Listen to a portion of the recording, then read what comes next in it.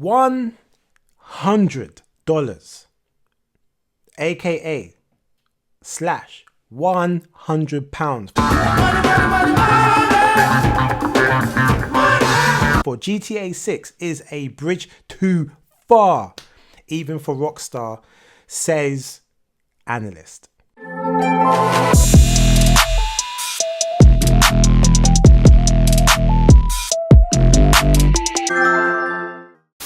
Welcome to Jay's Gamepad, everybody, and wagwan. First and foremost, I'd like to ask if you could please like, subscribe, and hit that bell notification if you like man's video or any of my content. Much appreciate you. Let's get into this article. $100/$ for GTA 6 is a bridge too far, even for RockStar, says analyst.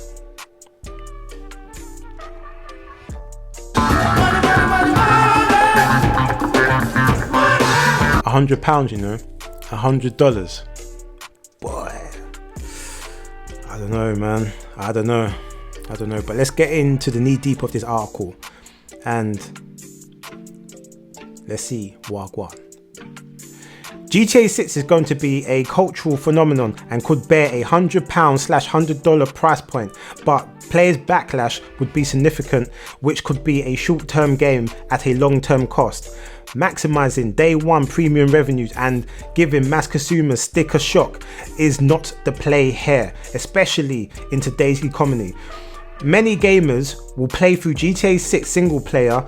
Online is where the engagement and recurring revenue spend happens. It's where the actual revenue comes in. RockStar would not want to limit its total addressable market there. Boy. £100, $100 for a game. Do you know, that's peak. And listen, for any of my viewers that have seen any of my videos and know what type of gamer individual I am, you know I'm always for the deals. Game diddy deals, that's me, you know what I'm saying? Gaming is expensive, £60-70 when they come out. That is peak, that is expensive to me, and I can afford it, but even I'm like, damn, that's expensive. Now, some people will say, well, when you factor in inflation and compare it to like 10 years ago or certain generations, it's actually quite cheap. God damn it! You can't make this shit up! Listen, man, worldwide it's peak, you know what I'm saying? Like, a lot of people don't have the extra income, a lot of people don't have the extra change to be spending £70 on these games. I'm the first to always look for deals. I'm the first to always recommend that you wait 2 to 3, maybe 6 months before you buy a game so that you can get super cheap. But when I saw this article and I'm thinking about GTA 5 and GTA 6 potentially being £100/$100, I had to really think about this. And it made me do a little bit of research. And after the research, I started to come to a certain conclusion that might actually surprise you if you've watched any of my content and you know how I stay when it comes to gaming and buying games and saving money and always trying to find deals. So let me tell you what I found out. And it wasn't even a lot of information, but very important information. GTA 5 released on September the 17th, 2023. Do you know what that means? It means it came out on the PlayStation 3 and the Xbox 360. Xbox 360 was a godlike console. Probably Xbox's best console ever, in my personal opinion. Anyway, off topic. The game came out at the price of $60 in the US and £50 over here in the UK. GTA was re-released on the PlayStation 4 and the Xbox One 2014, on PCs 2015 at the price of $60 and £50 over here for the standard edition. As of today, GTA 5 has generated approximately $9.54 billion. Sorry, let me just say that again. $9.54 billion.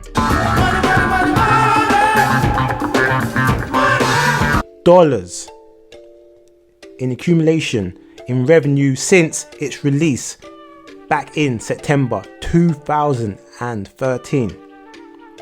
This game has sold over 210 million copies worldwide.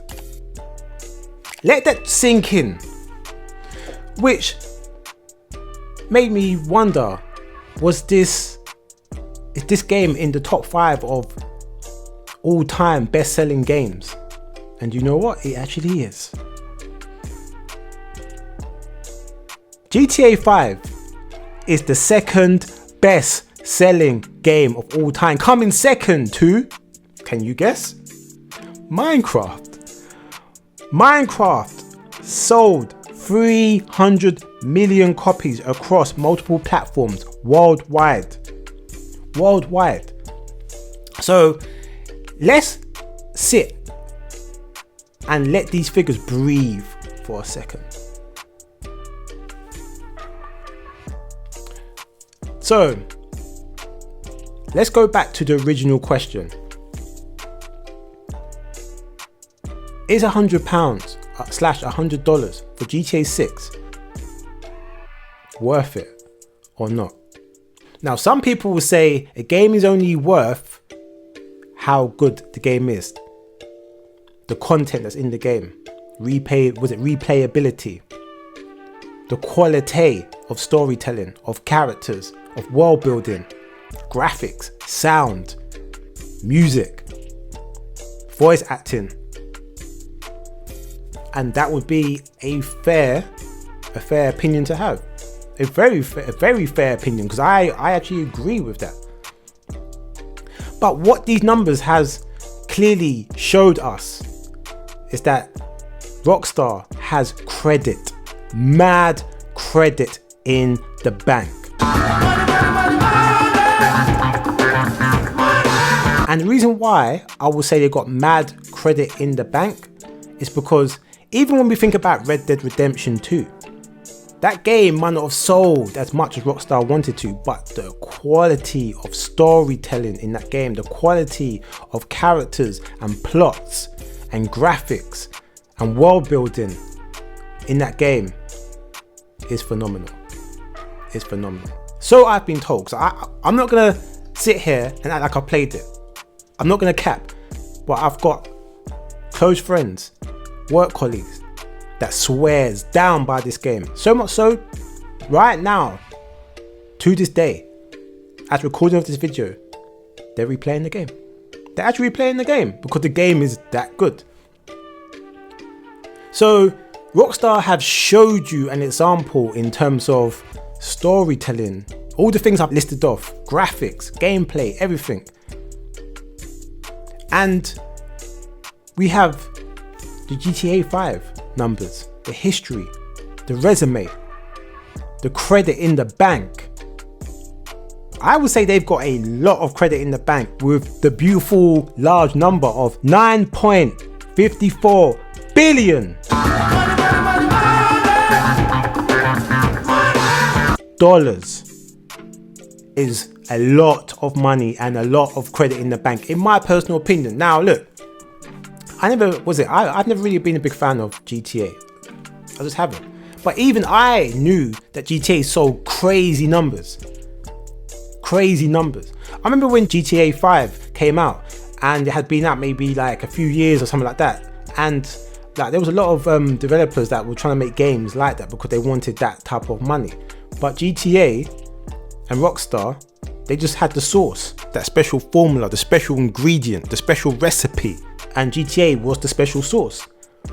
They wasn't really trying to tell you how they made that special sauce, but everyone was trying to copy it. And no one could ever come close to it. So I just think if RockStar can give us the value for money, the quality that they showed in Red Dead Redemption 2, but in the world of GTA 6, and if the game is a massive and big game, way bigger than what GTA 5 ever was, in terms of like day one release base game, and the game isn't riddled with bugs and glitches and stuff like Cyberpunk 2077 was when it first came out, and I love that game. That game is godlike right now. But when it came out, it was a piece of shit. And I'll be the first to tell you, and I love all things to do with Cyberpunk. If Rockstar can manage to do that, with the potential, because they've already displayed the online, the GTA 5 online potential. Listen, maybe £100 is a fair price. Now look, I've always said, don't pre-order games. Don't pre-order standard games. And I will say that even for GTA 6. I will say that.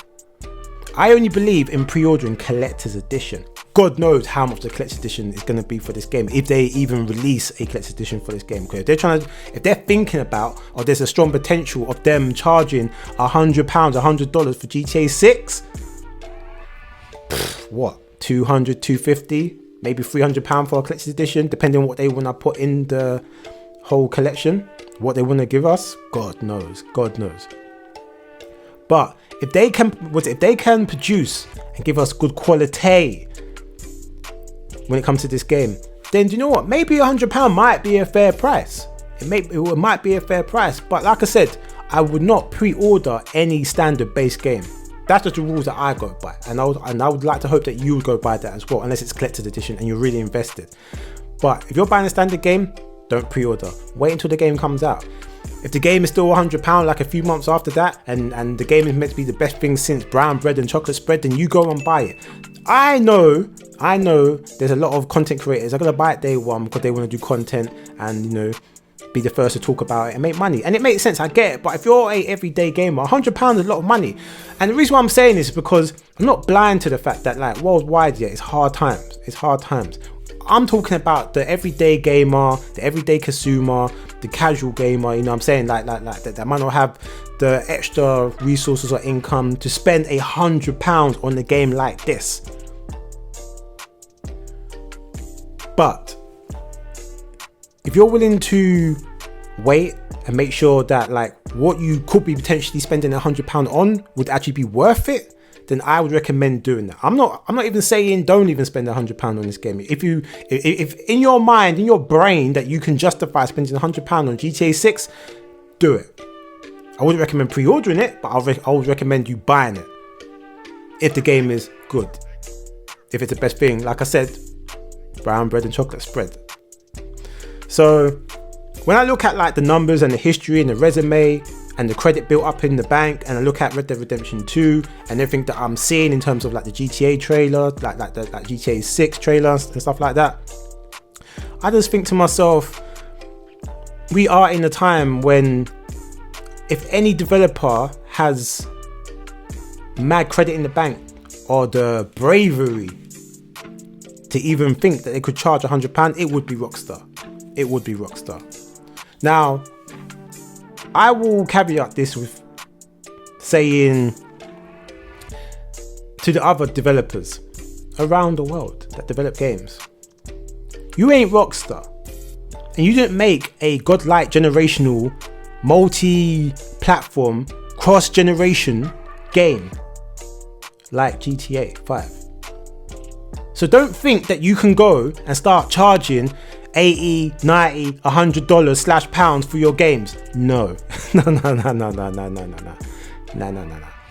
Don't think that you're Rockstar, because there's not many studios that are even in the same astral plane level as Rockstar when it comes to the type of game that has crossed all boundaries and regions that you can think of when it comes to gaming. You ain't Rockstar.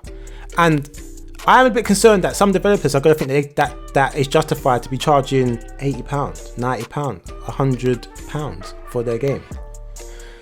And if it happens, I won't be surprised. I don't want it to happen. But if it does start happening, then listen, my fellow G's out there, my fellow gamers, don't be naive. You don't pre-order games and you don't spend that type of money on games. Even if you can afford it, it's no point. It's a waste, in my personal opinion. Unless you can justify it in your head. I don't know. I mean, listen, I ain't really trying to tell people how to spend their money and what they should spend it on. I'm just trying to give advice to my fellow gamers, the casual gamer out there that might not have certain types of money that other people have, but are into gaming, have a passion for gaming, that are looking to buy games. Because gaming has become a very expensive hobby. It has. Like, we can't cap. It just is what it is. It's a very expensive hobby. And even like someone like myself that can afford it, even I look for mad deals. Even I sometimes wait months before I buy games. Partly because I've got like a crazy backlog of games to play. But the point is that even I'm looking to save money, because if I don't have to spend crazy money on something I want, then why would I do that? And if it means me waiting for a few months and having patience, which a lot of people don't have these days, then I will do that. And if you can do that, then please do that. So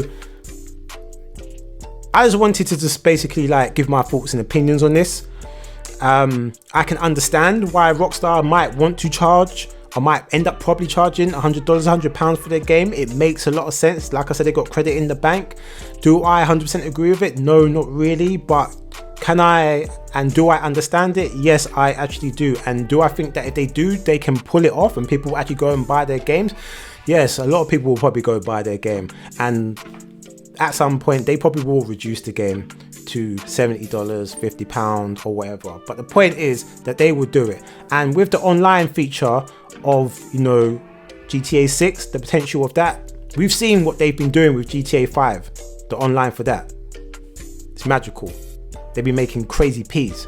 So I'm going to leave you with a question. One last question. And that is, would you pay £100/$100 for GTA 6? Let me know in the comment section down below if you would and if you wouldn't. And if you would, tell me why you would. And if you wouldn't, tell me why you would not spend £100 for GTA 6. Because I really would like to hear your thoughts and opinions on this. And let me know if you agree or disagree with my thoughts and opinions on the reason why I can understand why they would do it. And could they, and them actually pulling it off and people actually like spending that money. Or let me know if you don't agree with my thoughts and opinions. I don't know, but anyway, let me know in the comment section down below, because I really would like to know, because this is a very interesting, unique time in gaming, in my personal opinion, when it comes to like making games, pricing games, and consumers and gamers buying games. Anyway, I hope you enjoyed this video. If you did, please like, subscribe, hit the bell notification if you like my content or any of my content. You can also hit me up on the social, Twitter, Instagram and Twitch, Jay's Gamepad across the board. You ain't got to type, tap, press anything else but that. And also, if you want to find me and hit me up on PlayStation, my gaming name is MrGhostProtocol. So I guess I will see you and speak to you real soon.